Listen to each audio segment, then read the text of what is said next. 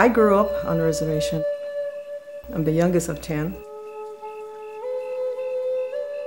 Herding sheep, taking care of horses, raising our own crops. I had a very stable home until I was 13 years old. I was taken from my home at the age of 13, sent away. My parents didn't have a choice, and I was scared. It was 1956, a time when the U.S. would routinely take Indian children off the reservations, away from their families to government boarding schools. They were required to speak only English and adopt Caucasian traditions. They were trying to educate us to be in the mainstream society. Well, there was nothing wrong with the way we lived. Helen felt lost and disconnected without her Navajo culture. Once free of boarding school, she and some friends made their way to San Francisco. And I didn't have no place to go. Those of us that came, we didn't know what to do. There she saw her people struggle with alcoholism, drug abuse, and hopelessness. The group would gather at a church-run social service agency called Friendship House, where Helen got a job as a secretary. And I thought very strongly that our Indian people are going down because of the alcohol and drugs that came our way. In 1973, the local Native Americans began running Friendship House themselves.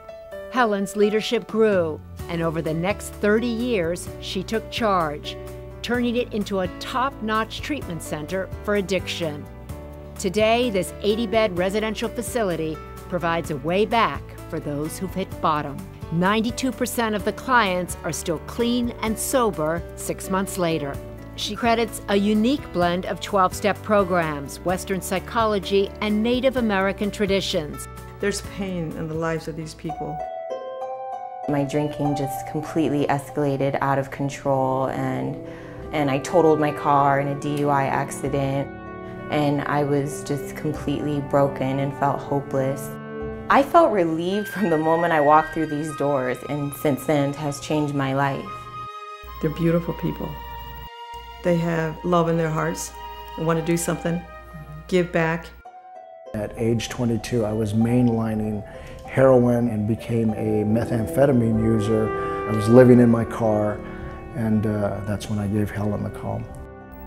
I mean, they can be whatever they want to be, but they lost their ways. That's all that happened, was they lost their ways.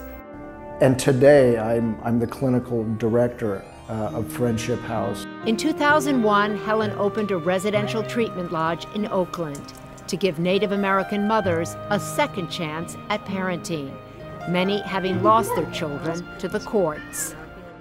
Being here has changed my point of view a whole lot, and it has helped me deal with my addiction. They're my people, and I love them. And I know we're intelligent, we're smart, we can tackle the world, but there's a problem that we have to deal with, and that's addiction. She remembers the pain of separation from her own family and is determined to keep these young families together. Those babies now have their mom. What else would I want to do with my life? Family is important to us. We cannot neglect our children. You always lend a hand to your people. You lend a hand to your people because one day you're going to need help.